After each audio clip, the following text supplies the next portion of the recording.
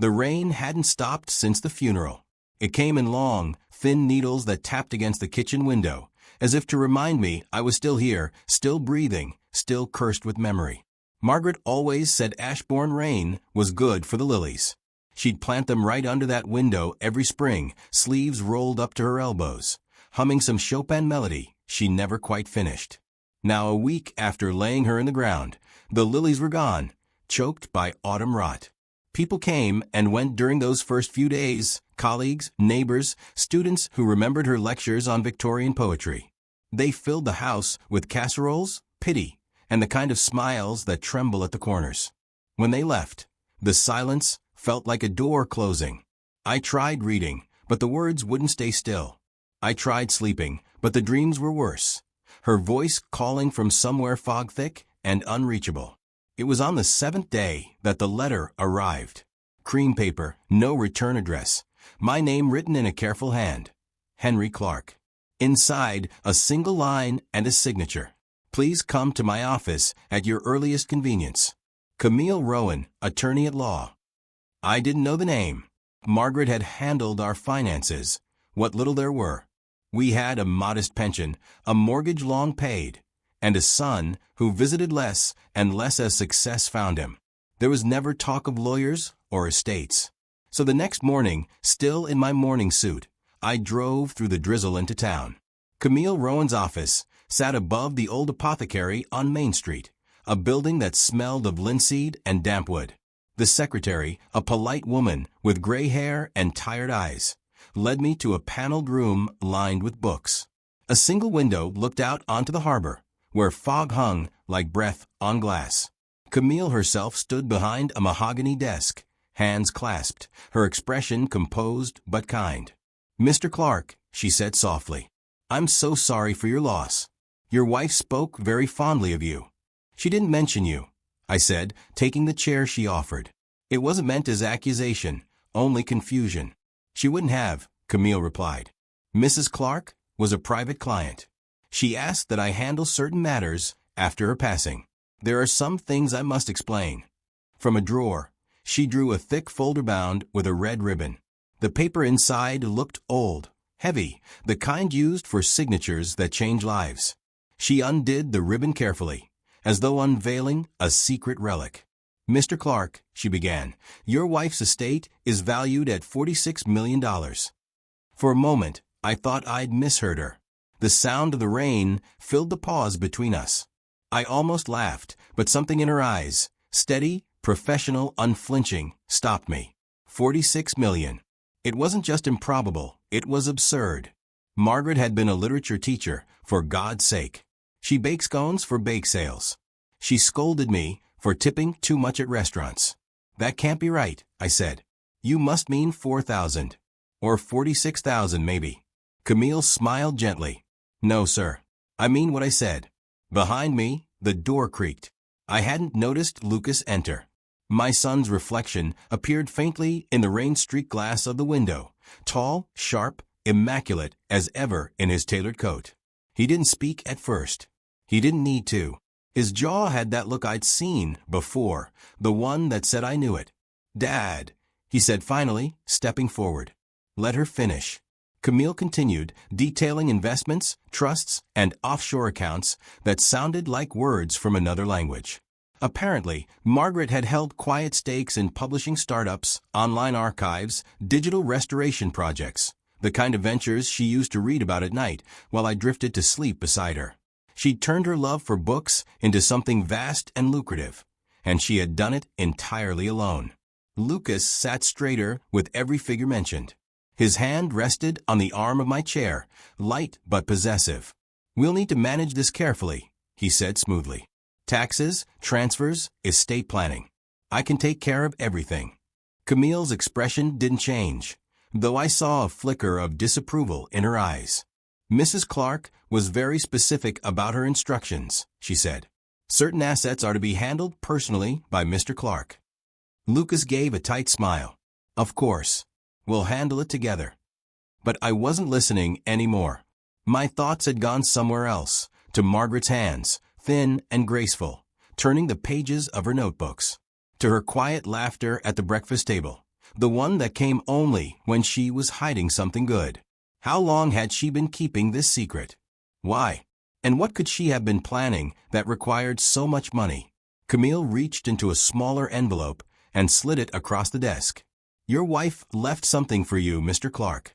She asked me to give it to you personally. Inside was a silver key, old and heavy, with a leather tag, so worn the letters had nearly faded. I held it closer to the light.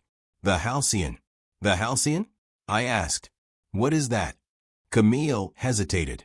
I'm not sure. Mrs. Clark didn't elaborate. Lucas leaned forward, his voice low and eager. It's probably storage. Documents. Assets. Dad, you'll need help sorting through it all. I said nothing. The key sat cold in my palm, its teeth catching the light like a blade. Something about it felt deliberate, like the start of a sentence she'd left unfinished. When I got home that evening, the house felt smaller. Margaret's scent still lingered faintly in the hallway, lavender and old paper. I poured a glass of whiskey, sat in her reading chair, and turned the key over in my hand again and again, as though it might whisper its meaning. Outside, the rain fell harder, the kind that drowns out thought. And when I finally drifted asleep, I saw her, standing in the fog beyond the lilies, holding a lantern that burned with pale gold light. Her lips moved, and though I couldn't hear her, I understood. Find the Halcyon. I woke to the sound of gulls and the faint hum of the sea beyond the window. Morning had come reluctantly, dragging the fog along with it. The key was still on the nightstand, glinting in the pale light like it had been waiting for me to open my eyes. For a moment, I almost convinced myself yesterday had been some fever dream, a hallucination born of grief and whiskey. But there it was, the silver key with its leather tag, the Halcyon branded in fading script. I made coffee, black and bitter, and sat by the window. For the first time since Margaret's death, I felt something other than sorrow. It was unease, that quiet, crawling feeling that there was something I was missing. Margaret had never been secretive.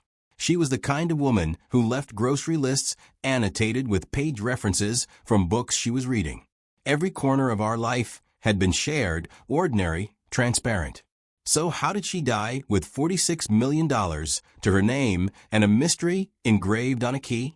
At 10 o'clock, Lucas arrived. No knock, no call, just the sound of the door opening, his voice filling the hall. Dad, you up? I found him in the kitchen, already rummaging through the cabinets, like he owned the place. He'd always carried that particular arrogance, the kind that comes from youth, ambition, and never having been told no. Sophie, his wife, followed behind him, immaculate as ever, her perfume cutting through the musty air. She offered a thin smile. We brought breakfast, she said, setting down a paper bag from the bakery. Thought you might need the company. I don't, I replied, perhaps too sharply. Lucas laughed. Dad, come on. We're just trying to help. You've got a lot to deal with right now. The estate, the taxes, the properties. What properties? I interrupted. He paused, realizing he'd said too much. Well, Camille mentioned there might be holdings you don't know about. Real estate. Maybe that's what the key's for. I studied his face, the smooth confidence, the slight twitch near his temple when he lied. Margaret had seen it too. She used to whisper it to me during dinners. Watch his eyes when he talks numbers, she'd say with a smile that wasn't quite a smile. I'll handle it, I told him. You have your own business to run. Lucas leaned against the counter, arms crossed. Dad, you're not exactly equipped to deal with this kind of money. I mean, no offense, but Mom's gone, and this is complicated. There's a lot of paperwork, a lot of people who might try to take advantage of you. Sophie nodded, voice sugar-coated. He's right, Henry. You need someone to look out for you. I wanted to tell them both to leave, but I didn't have the strength for another argument. Instead, I pocketed the key and walked past them toward the door. I'm going out, I said. Don't wait up. The wind had sharpened since morning. I walked down to the harbor, where the tide licked the stone pier. Old fishermen were mending nets, their faces carved with the kind of truth that money can't touch. I found a bench near the edge and sat, pulling the key from my pocket again. The Halcyon. It wasn't a word I'd ever heard Margaret use, but it had a kind of literary weight to it. Peaceful. Golden. Something she might have chosen for its poetry. I was still turning it over in my mind when I saw the business card. It had slipped halfway out of my coat pocket, the one Camille had pressed into my hand after the meeting. I'd barely noticed it at the time. I unfolded it now, tracing the embossed lettering. Camille Rowan Esq. Rowan and Company, Ashbourne, me. And on the back, in blue ink. If anything happens, call this number. Don't call your son. For a long time, I stared at that last line. It wasn't a request, it was a warning. Don't call your son. Something cold settled in my stomach. Margaret had left that message through Camille, and she'd known exactly what she was doing. I slipped the card back into my pocket and began the walk home, my heart drumming faster with each step. By the time I reached the house, the lights were on. Lucas's car was gone, but Sophie's was still in the drive. Inside, I could hear her upstairs, humming softly. My mail was stacked neatly on the table, too neatly. Margaret used to scatter it, letting envelopes live there for days before opening them. Sophie, on the other hand, was efficient. She'd always struck me as someone who liked order, because it made people easier to control. That night, I barely slept. I dreamt again of Margaret standing in the fog by the lilies, the lantern brighter now, her voice clearer. Find the halcyon, she said. Where? I asked. But she only smiled, a sadness in her eyes, and turned away. When I woke, the key was on the pillow beside me. I didn't remember putting it there. The morning light caught it just so, and for a heartbeat, I could swear I saw the reflection of her face in the metal, calm, determined, unafraid. Margaret had always been gentle, but she'd also been the smartest person I knew. If she wanted me to find the halcyon, it wasn't a whim. It was a plan, a part of something she'd built and hidden beneath the quiet rhythm of our life. As I stood, the house creaked with the wind. Somewhere in the distance, thunder rolled over the sea, and I felt that strange shift again, that sense that my grief was no longer just grief, but the beginning of something else. A secret waiting in the fog. And I was going to find it. By the time October reached Ashbourne, the ocean mist had begun to linger even at midday. The gulls' cries grew distant, as though muffled by something unseen. I'd started walking more, long aimless strolls along the shore to keep my thoughts from collapsing inward. But no matter how far I walked, I always came back to the same question. What was the halcyon? I'd searched through Margaret's things, her books, her desk drawers, even the attic boxes labeled Spring 1989 and Lucas's first school pictures. Nothing. Not a single mention of that word. The only clue I had was the key, and every time I looked at it, I felt the weight of her absence differently. Not as loss, but as a puzzle she wanted me to solve. A few days after that last dream, Lucas called. "Dad," he said, in that tone he reserved for clients and subordinates. "Sophie and I were thinking, maybe we should stay with you for a while. Help you manage things." I hesitated. "I'm fine." "I know you say that, but it's a lot to handle. The will, the accounts, the house maintenance, it's too much for one person. Besides, Mom wouldn't want you alone." He used Margaret's name like a key of his own, one that always opened the door. Against my better judgment, I agreed. They moved in the next evening. By sunset, Sophie had already rearranged the living room furniture to let in more light. Lucas had set up a temporary office in the study, my study, and placed his sleek silver laptop where Margaret's old typewriter used to sit. They were efficient, polite, and unbearably present. At first, it was small things. My mail began arriving in neat piles I never opened because Lucas said he'd take care of the bills. The spare keys disappeared from the bowl near the door. My checkbook moved from the desk to somewhere I couldn't find. I told myself they meant well. They were helping. But help has a way of feeling like confinement when you haven't asked for it. One afternoon, I returned from my walk earlier than usual. Sophie's voice floated from the kitchen, low, sharp, impatient. "He still hasn't told you where it is?" "No," Lucas replied. "And I'm not pushing too hard yet." "He's suspicious." "Then find something. That attorney knows more than she's saying." I stepped into the hallway. The floorboard creaked, and the voices stopped. A second later, Lucas appeared, smile ready, tone light. "Hey, Dad. You're back early. Want some coffee?" I nodded, pretending not to notice the tension still clinging to the air. "Sure." That night, I couldn't sleep. I kept hearing Margaret's whisper from the dream, "Find the halcyon," and realized I might not be the only one looking. 2 days later, I went for my walk as usual, but this time I took the key with me. I walked until the houses thinned and the coastline opened into wild scrub. I stayed there until dusk, watching the fog roll in, trying to summon whatever memory Margaret had left buried. When I finally headed home, the lamps in the house were glowing warm through the mist. For a fleeting second, I felt comforted, until I reached the porch. The front door didn't open. I tried the handle again. Locked. I rang the bell. No answer. Then I heard Lucas's voice from inside, calm, almost rehearsed. "Dad, please don't make this hard." "What?" My hand tightened on the knob. "What are you doing?" "We're trying to protect you," he said, his words careful and practiced. "You're not well, Dad. You've been wandering off, not sleeping, acting paranoid. We just want to help you manage things safely. Open the door, Lucas." He didn't. I heard Sophie's voice in the background, murmuring something I couldn't catch. Then, the faint, final click of a deadbolt sliding into place. The sound carried more weight than any argument could.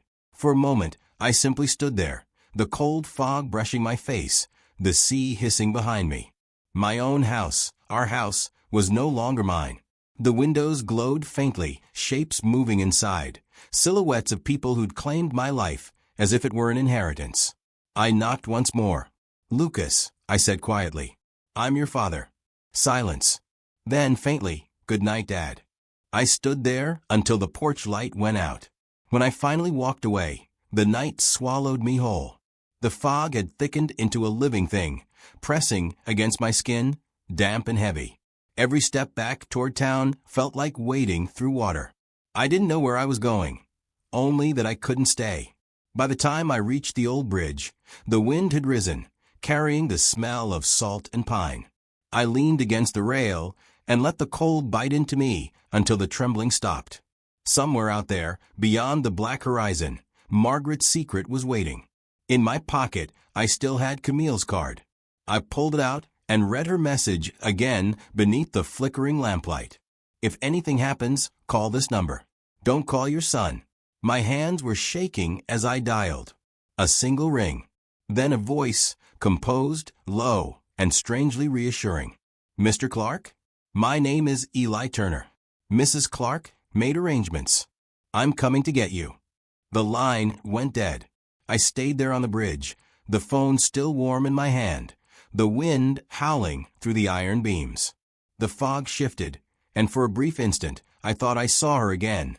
Margaret, standing on the opposite bank, the lantern glowing in her hand. Then she was gone, and all I could think was, the house forgot me first. I waited on the bridge for nearly an hour before I saw the headlights appear, 2 steady beams slicing through the mist like a promise. The SUV rolled to a stop beside me, its engine humming low and controlled. When the door opened, a man stepped out. Tall, maybe mid-30s, clean-shaven, wearing a dark coat that looked too new for a town like Ashbourne. He didn't speak at first. He just looked at me, then at the key I was clutching in my hand.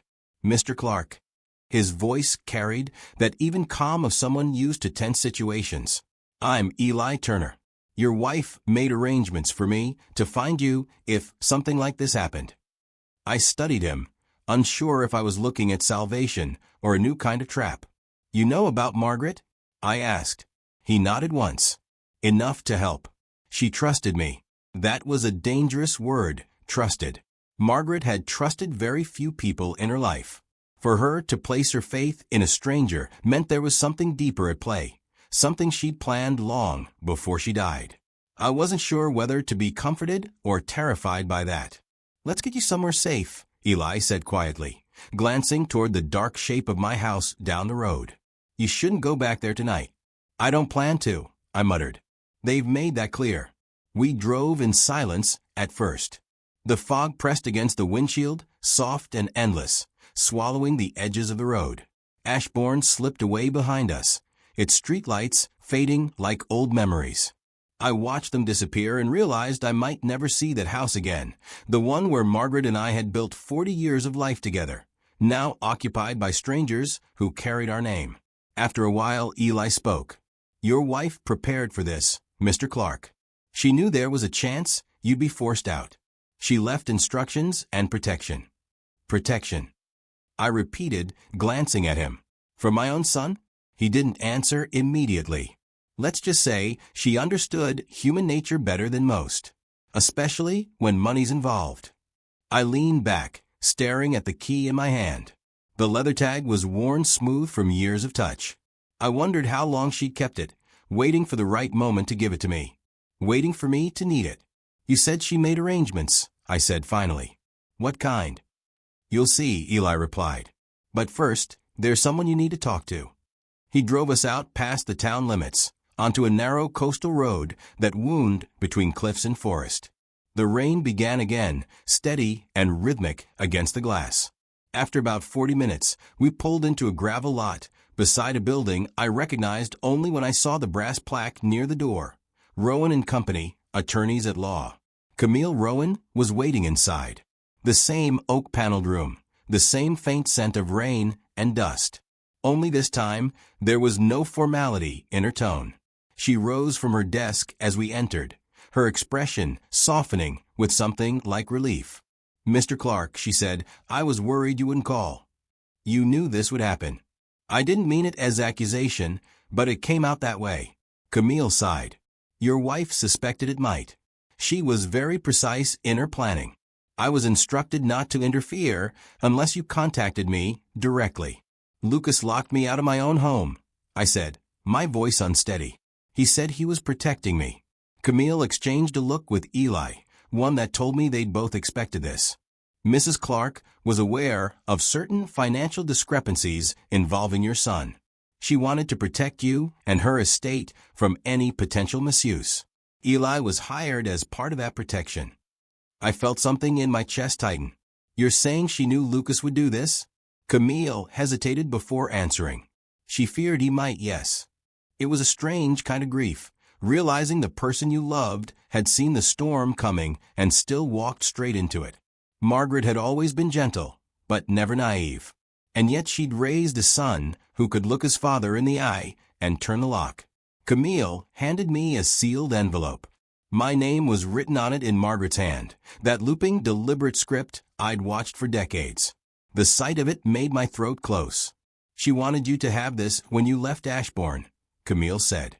"There's also a number inside the envelope. Someone who can assist with travel and logistics." "Travel?" I asked. "Where am I going?" "To the place your wife prepared," Eli said quietly. "To the Halcyon." I stared at them both, disbelief warring with curiosity. "You know what it is?" Camille smiled faintly. "Not exactly. Margaret was secretive even with me. But I know it's somewhere safe, and that it belongs to you now." I ran my thumb along the envelope's edge, half afraid of what it might reveal. "Why didn't she tell me?" I whispered. Camille looked down. "Because she knew you wouldn't believe her while she was alive." That line hit me harder than I expected. She was right. I would have laughed it off, my bookish wife, playing with investments and secret states. I'd have told her we didn't need any of that, that we were fine, and she would have smiled, as she always did, hiding the truth behind those calm eyes. Eli placed a small card on the table, a phone number scrawled in ink. "Call this when you're ready to leave. I'll handle the rest." The rain had stopped by the time I stepped back outside. The air was cool, salt-heavy, and alive with the smell of pine. I stood there for a moment, the envelope trembling in my hand, the world I knew collapsing quietly behind me.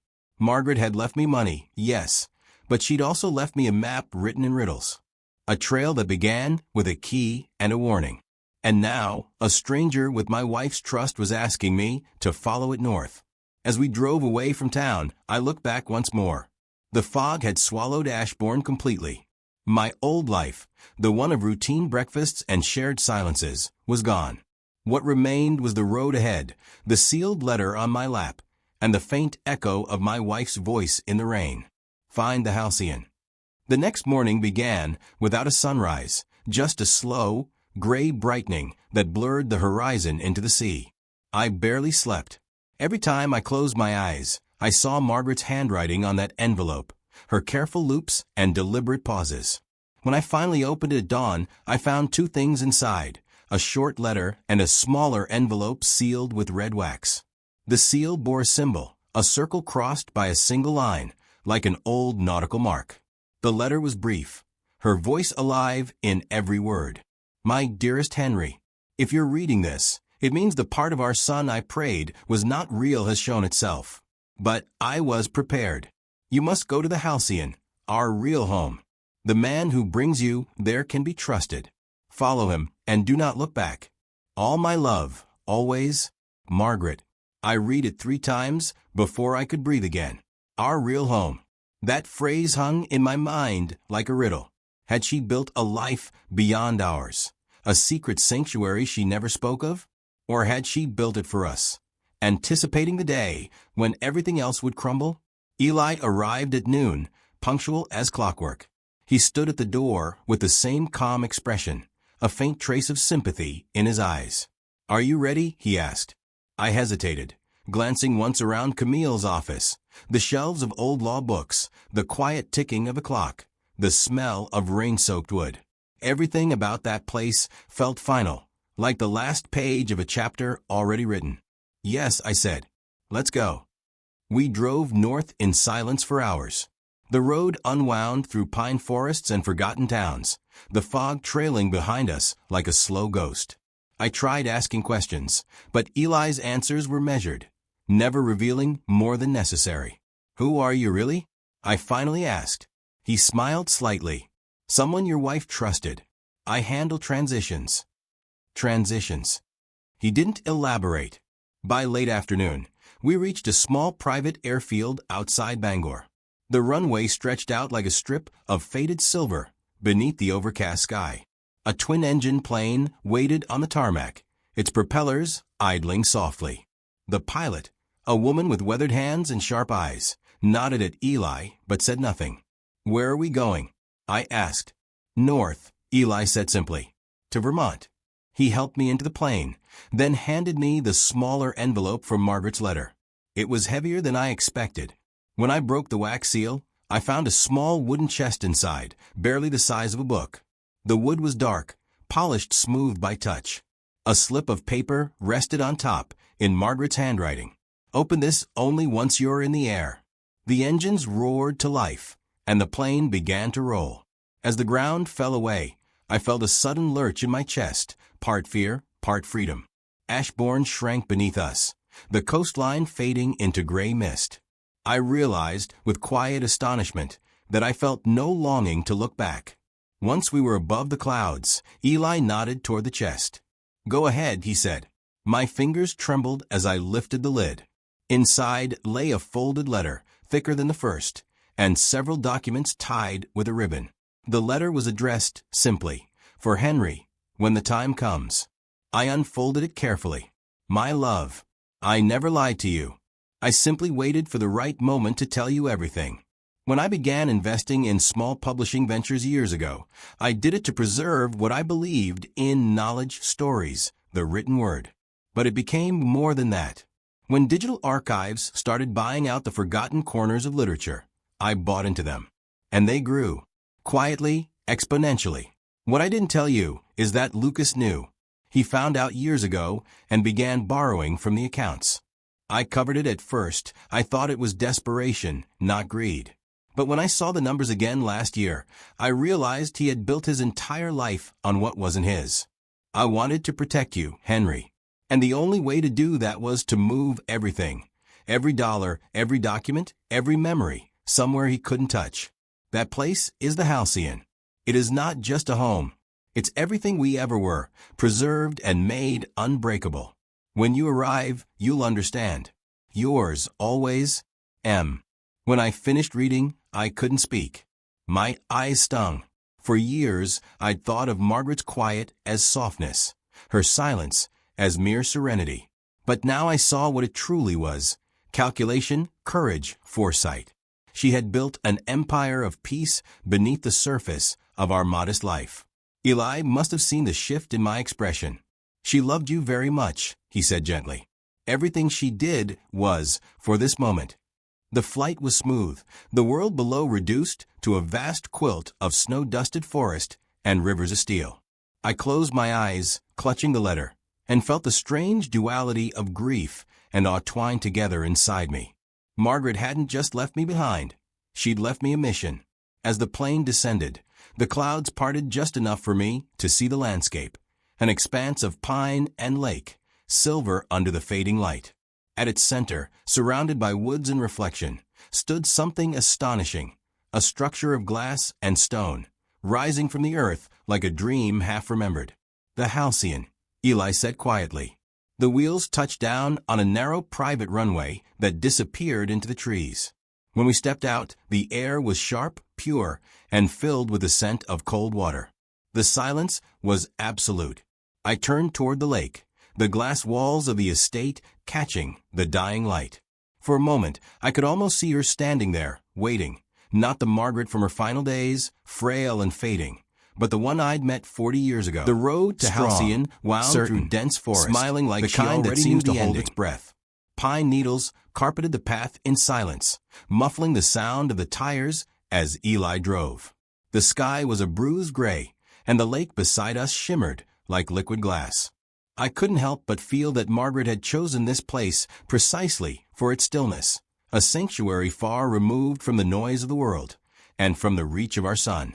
When we reached the gates, they opened soundlessly, as though expecting me. Beyond them, the estate revealed itself in pieces, a long stretch of stone and glass rising from the mist, its walls reflecting the water and sky in equal measure. It wasn't ostentatious, but it was breathtaking. Modern lines, deliberate symmetry, and an almost monastic simplicity. This wasn't a house built to impress. It was a house built to endure. Eli parked near the entrance and stepped out first. "Welcome home, Mr. Clark," he said quietly. The words caught me off guard. Home. It didn't feel like one, not yet. I stood before the tall glass doors, holding the silver key Margaret had left me. The tag, the Halcyon, had darkened with age, but when I slid the key into the lock, it turned with ease, as if it had been waiting all along. Inside, the air smelled faintly of cedar and old paper.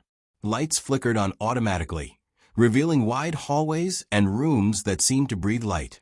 The walls were lined with shelves, hundreds of them, filled with books, journals, and folders marked with Margaret's careful handwriting. I walked deeper in, my footsteps echoing on the polished floor. There were photographs, too, not many, but enough to feel deliberate. Margaret in her study. Margaret in a field of lilies. Margaret beside a structure under construction, a faint smile on her lips. I realized with a slow ache that she had documented the creation of this place herself. Eli followed me into the main hall. "She designed it all," he said. "Every detail. The architecture, the layout, even the security system. She called it her last manuscript." I turned to him. "Security system?" He nodded toward a discreet panel near the door, sleek, black, and blinking softly. "Everything here is protected. Biometric locks, encrypted networks, surveillance you can't see. She left instructions for me to activate them once you arrived." The thought unsettled me, though I couldn't deny the strange comfort it brought. Margaret had built a fortress, not of steel and guns, but of foresight and intellect. I wandered into what appeared to be a study. The desk was familiar, mahogany, polished, worn at the edges. On it lay a letter addressed to me in her handwriting. My breath caught again as I broke the seal. "Henry, if you're reading this, you've reached the Halcyon. You are safe here. Every account, every investment, every piece of what we built together is tied to this property. To you. Our son cannot touch it. I made sure of that. You'll find my journals in the West Wing Library. They will explain what I couldn't in life. You'll see the whole picture then, the truth about Lucas and about me. Don't leave yet. There's more to come. With love, M." Her words filled the room like a ghost made of ink. I could almost hear her voice reading them aloud. "Don't leave yet. The phrasing felt deliberate, a warning, or maybe a promise. I moved through the estate slowly, exploring. Each room felt both alien and familiar, like walking through the pages of a life I'd shared but never fully read. There was a conservatory overlooking the lake, filled with lilies despite the cold season. A study lined with leather-bound volumes, some annotated in her handwriting, others sealed with ribbons. And everywhere, small touches of her. The scent of her perfume faint on the curtains, the arrangement of her pens, the quiet order she'd loved.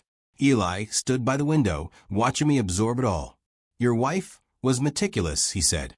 "She left coded archives, digital backups, documents, and recordings. They're all connected to this house."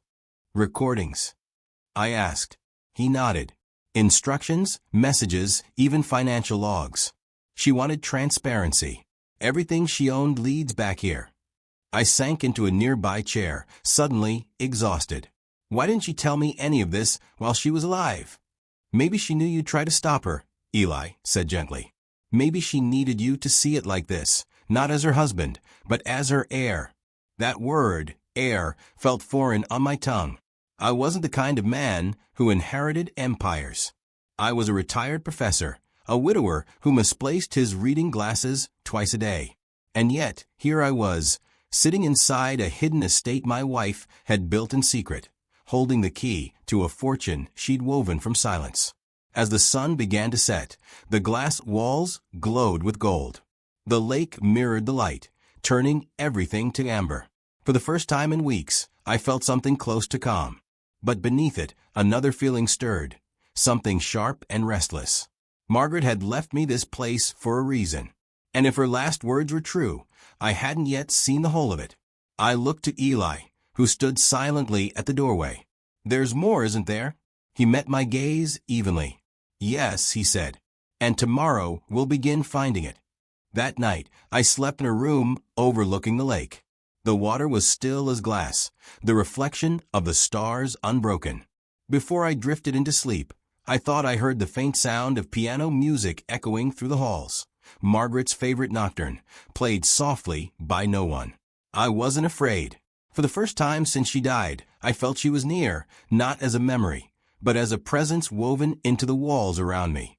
And somewhere in that silence, I could almost hear her whisper, "The halcyon is yours now. Protect it." I woke to the sound of the lake breathing, that slow, rhythmic hush of water against stone. For a moment, I forgot where I was. The room around me glowed faintly with morning light, and for a fleeting second I imagined Margaret downstairs, brewing coffee, humming as she read the news. Then the illusion broke. The quiet was too complete, too deliberate. The only movement came from the mist rising beyond the glass. I dressed slowly and followed the scent of cedar through the halls. The estate felt alive in daylight, the kind of place that seemed to watch back. Every corner bore her signature. The precision of the furniture, the arrangement of her books by theme and not alphabet, the subtle placement of lilies in every room. It was as if she had rebuilt herself in architecture. Eli was already in the study, bent over a tablet. "Morning, sir," he said, his tone steady as always. "I activated the internal network. Your wife's files are encrypted, but she left an index to help us navigate." "An index?" I asked. He turned the screen toward me.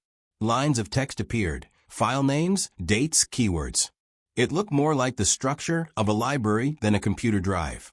Each entry began with a simple word: truth, trust, Lucas, Henry. My name caught my eye. She cataloged everything, Eli explained. Letters, journal entries, recordings. She must have worked on this for years. I scrolled through until I found one labeled Lucas, confidential/sequence 1. My stomach tightened. With a nod from Eli, I opened it. The screen filled with text and an attached video file. Margaret appeared, sitting at a desk, this very one I realized. Her hair silvered with age, her voice calm, but carrying an undertone of exhaustion. "If you're watching this, Henry, it means I didn't get the chance to tell you the truth in person. I've been keeping watch over our son's activities for several years now. What began as small withdrawals from our joint accounts grew into something darker. Lucas has been using shell corporations, companies registered under Sophie's name, to funnel money out of my investments. I allowed it at first, hoping it was temporary. But he didn't stop.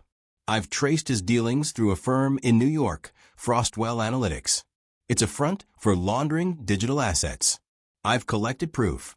Everything is stored here at the Halcyon under restricted access. She paused, looking down for a moment before continuing. If you're hearing this, Henry, I'm sorry. I needed you to see him clearly, without the love that blinds us as parents.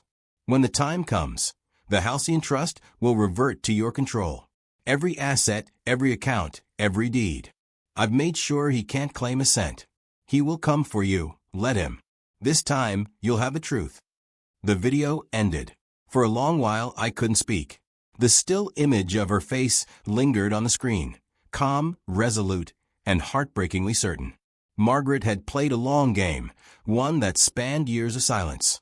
She hadn't simply built this estate to hide wealth. She'd built it as a trap. I looked up at Eli. She knew he'd betray her. He nodded slowly. She didn't just know. She anticipated it. I stood and walked to the window. The lake reflected the gray clouds like polished steel. Somewhere out there, my son was probably searching for me, maybe already plotting his next move. But for the first time, I didn't feel afraid. I felt equipped. She planned for everything, I murmured. Even this. Eli leaned against the desk, studying me. Your wife believed in consequences. She didn't want revenge, but she wanted justice. She trusted you to deliver it. I ran a hand over the smooth surface of the desk. I spent 40 years thinking I was the wiser one, I said quietly. Teaching her about words, about stories. But I broke off, shaking my head. She wrote the final chapter without me. Eli's expression softened. Maybe she wanted you to finish it. We spent the rest of the day cataloging her digital archives. Margaret had left meticulous notes, guiding me through each layer of her plans. Financial records cross-referenced with companies Lucas claimed to own, contracts forged with her signatures. All of it neatly logged and time-stamped. The evidence was overwhelming. As evening fell, I found another letter tucked in the bottom drawer of the desk. The paper was thick, the ink slightly smudged from her hand. Henry, if you found this, then you know the truth. I forgave Lucas long before he hurt me, but I couldn't allow his greed to destroy what we built. The Halcyon Trust is yours to manage now. It will resist him legally and financially. He will rage, but he will fail. You were always the heart of our life. I only became the shield when I had to. Now you must be both. Love always, M. I folded the letter carefully and slipped it into my pocket. The words carried weight, not just of love, but of expectation. Margaret hadn't left me here to grieve. She'd left me to finish what she started. As night settled, Eli locked the main doors and checked the perimeter. She designed the security to alert us if anyone approaches, he said. But it's quiet tonight. I looked around the room. The glow of the fireplace, the quiet hum of the house's systems, the shelves heavy with her thoughts. Do you ever wonder, I asked him, if she knew exactly how this would play out? Down to the moment. Eli smiled faintly. If she didn't, she came very close. I turned toward the window once more. The reflection of the fire shimmered against the dark lake, and for a moment I saw her there again, standing among the lilies, lantern in hand, watching over the place she'd built. Margaret had played her game masterfully, but the next move was mine. 2 days passed before the first sign of him appeared. The security panel in the study chimed softly, pulling me from the quiet rhythm of coffee and paperwork. Eli looked up from the terminal, his expression instantly sharpening. Movement, he said. Gate camera 1. I crossed the room to stand beside him. On the screen, through the mist that clung to the forest road, I saw a black sedan idling before the estate's wrought iron gate. Even blurred by drizzle, I knew the car, Lucas's, sleek and self-assured. Sophie sat in the passenger seat, her hair pinned perfectly as always. Eli zoomed in. Lucas stepped out, adjusting his coat, glancing up toward the house as if it were a rival he intended to outstare. His confidence hadn't changed, only his eyes. There was something brittle there, now, something desperate. He found us, I said quietly. He was always going to, Eli replied. The question is what he plans to do. Lucas approached the gate's intercom, pressing the button with controlled precision. A faint buzz echoed through the hall. For a moment, I didn't move. Then I pressed the receiver. Yes. My voice sounded steadier than I felt. A pause. Then Dad. The sound of that word struck a nerve I didn't know was still raw. For a second, he was 12 again, standing at the end of the hallway, asking me to read him another story. But the tone now was measured, a man's tone, shaped by entitlement and calculation.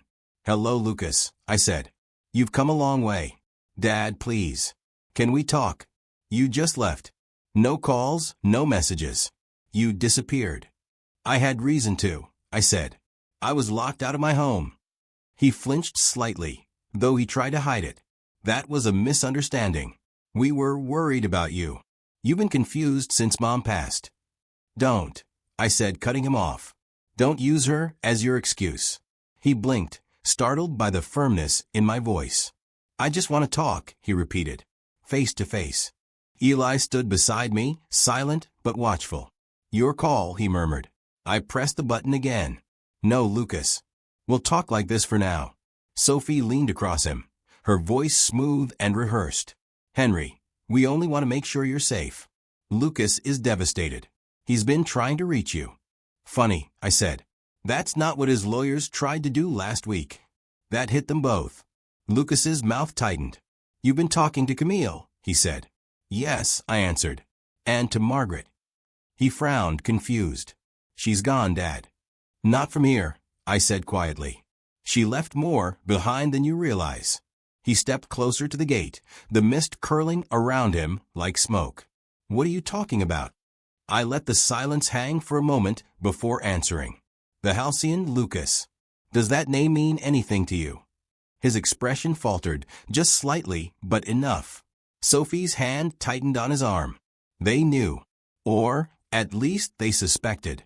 The silence between us stretched, heavy and electric. Dad, he said finally, his tone turning softer. You don't understand what's happening. Mom's accounts were complicated. I can help you make sense of it. There are things. Things you stole, I said. Documents you forged. Companies you built with her money. His jaw clenched. You don't know what you're saying. Oh, but I do. I stepped closer to the monitor, my reflection ghosting over his image. She told me everything, Lucas. Every lie, every transfer, every manipulation. You built your empire out of her trust. He looked ready to shout, but stopped himself. The practiced charm returned. Dad, listen. No, I said. You listen. Family doesn't lock each other out of their homes. Family doesn't drain the accounts of the dying. Whatever you came here for, you won't find it. The halcyon isn't yours. For a moment, the only sound was the rain tapping against the camera. Then Lucas exhaled sharply, his mask cracking. You think you can just hide up here? In some fortress she built? You don't even know what you're sitting on. I know enough, I said. He slammed his fist against the gate. The sound echoed through the speaker, sharp and hollow.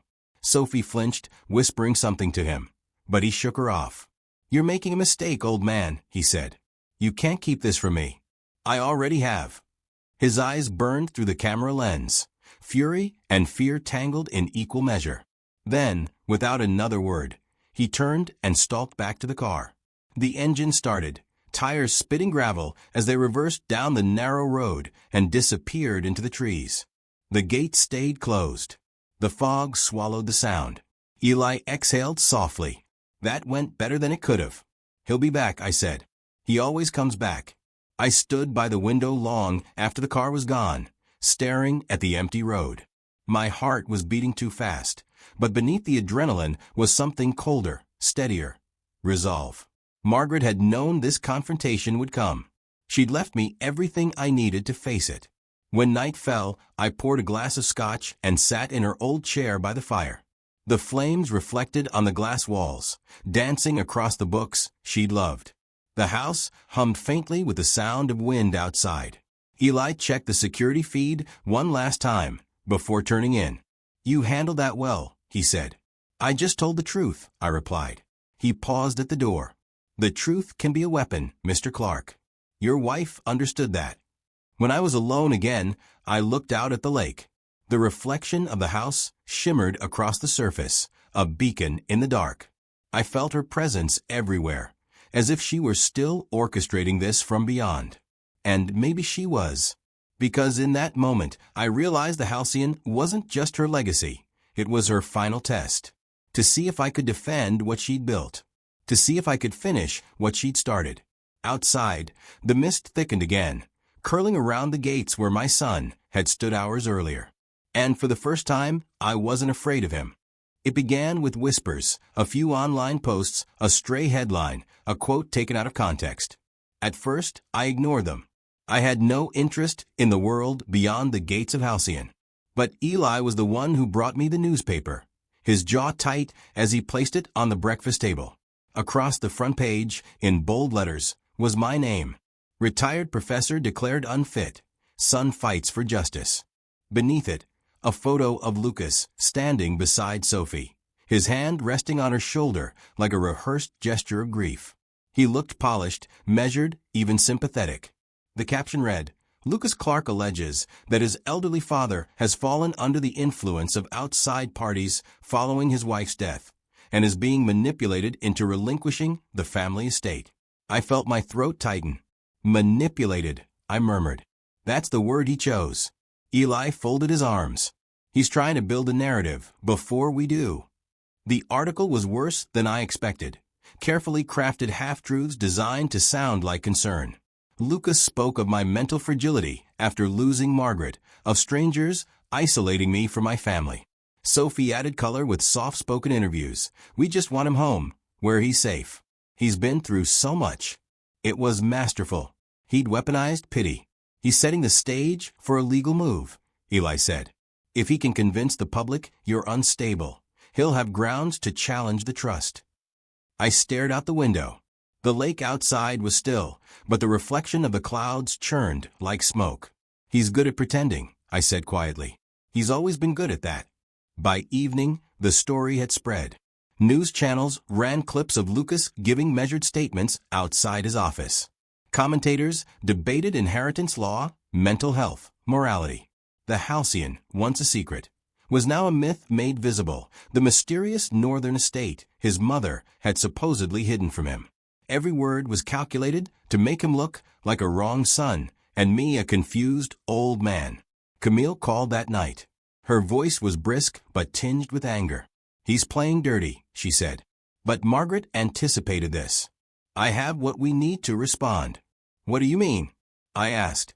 She left a trail, Henry. Documents proving Lucas siphoned funds from her accounts. Signed transfers. Email correspondence. All of it verifiable. She also left statements to the trustees clarifying your mental competence. So we fight him with truth, I said. Exactly, Camille replied. But we have to do it carefully. If we react too fast, it looks defensive. Let him think he's winning first. Eli and Camille coordinated everything. Within 48 hours, a new story appeared in the same paper. A leak, perfectly timed. Margaret Clark's trust reveals major financial fraud. Son under investigation. It hit like a storm. The documents were undeniable. Bank statements, offshore transfers, shell corporations registered to Sophie's name. Each one tied back to Lucas's tech empire. In less than a day, investors began to pull out. Stocks plummeted. The internet turned on him with the same appetite it had once used to praise him. I sat by the window that night, watching the snow begin to fall. The lake had started to freeze over, a thin sheen of ice glinting in the firelight. Eli poured 2 glasses of scotch and handed me one. You should be proud, he said. You won without lifting a finger. It wasn't me, I replied. It was Margaret. She's still 2 steps ahead. He smiled faintly. She'd like to know you said that. The phone rang around midnight. I almost didn't answer, but curiosity got the better of me. Dad. His voice was brittle this time, stripped to the polish. You think this is over? I didn't speak. The only sound was his breathing, fast, uneven. You let them humiliate me, he said. Do you even realize what you've done? They're tearing me apart in the press. You did that yourself, I said evenly. All I did was open the door and let the light in. He laughed bitterly. You don't understand how this works. You think truth matters? People believe what they're told first. You'll always look like a senile old man hiding in the woods. Maybe, I said, but at least I can sleep at night. He went silent for a long moment, then spoke again, lower this time. You think she loved you more than me. But she didn't. You were just easier to control. I didn't rise to the bait. Goodbye, Lucas.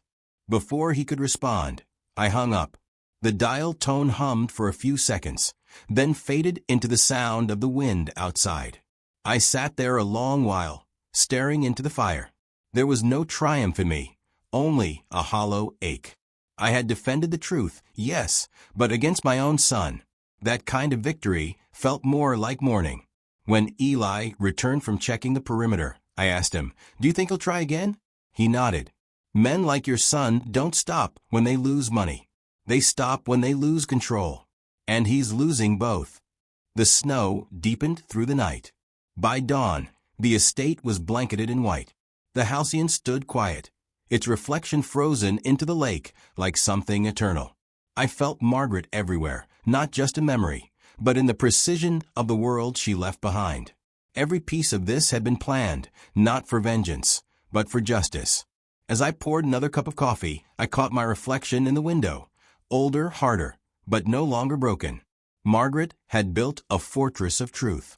And for the first time, I understood my role in it. I wasn't just her widower. I was her final witness. Winter came early to Vermont. By December, the lake behind the halcyon had frozen solid, a sheet of glass stretching into fog. The mornings began in silence, broken only by the crack of ice or the distant groan of a tree bowing under snow. Inside, the estate had grown warmer somehow, the fire always burning, the lights glowing with the soft amber that Margaret favored. It had been weeks since Lucas's last call. The press had moved on.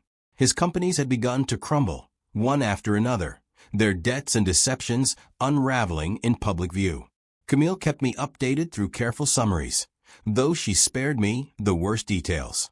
Apparently, Sophie had left him, quietly, efficiently, like someone stepping off a sinking ship.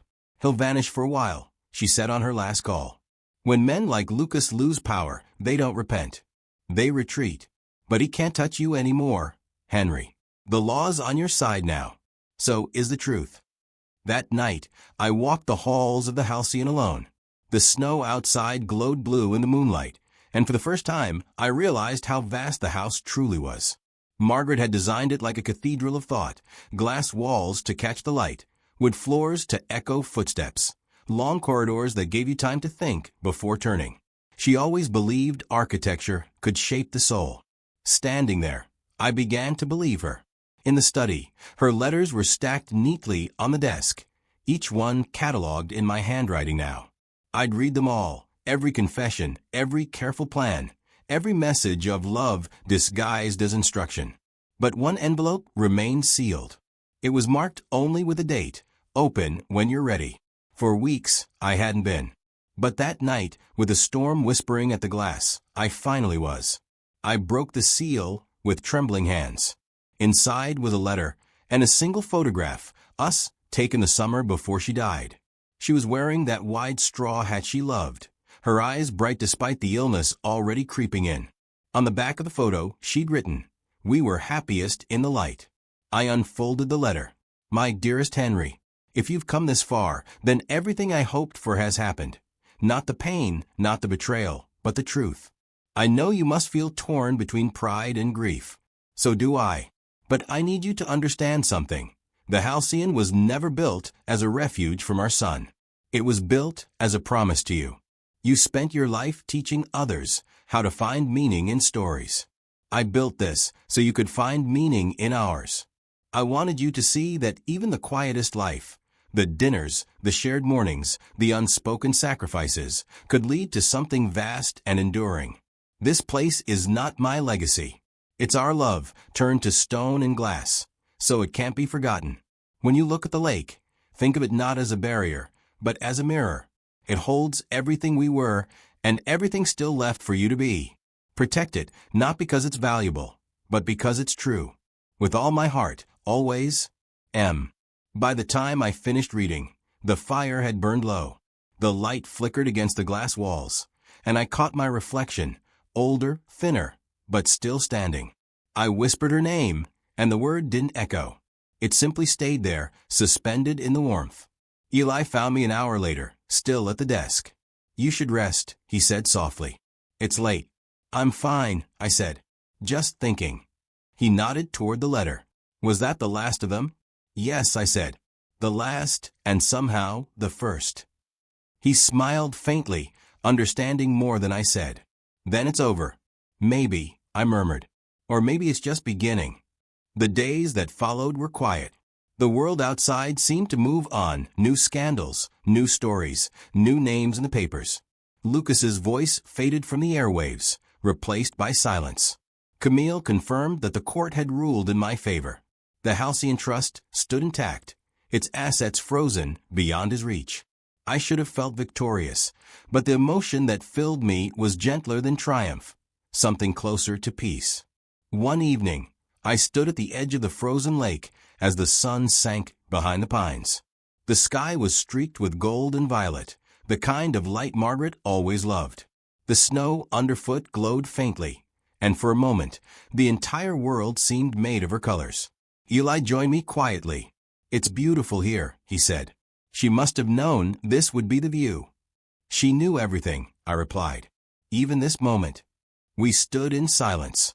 The wind stirred faintly, carrying with it the scent of pine and frost.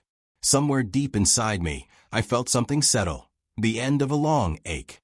I realized then that grief isn't an absence. It's a presence that changes shape. It doesn't fade, it transforms. Back inside, I built a small fire and opened one of Margaret's journals. On the first page, she'd written a line I'd never noticed before. "Peace must sometimes be built like war." I smiled at that. She'd been right all along. The Halcyon wasn't just a sanctuary. It was her rebellion, her way of defying decay. And now it was mine to guard. As I closed the book, the last of the light slipped from the lake outside. The house hummed softly, alive in the dark, its glass walls catching the faint glow of the fire. I felt her there, not as memory or ghost, but as something woven into the air itself. And for the first time since she left, I whispered not goodbye, but thank you.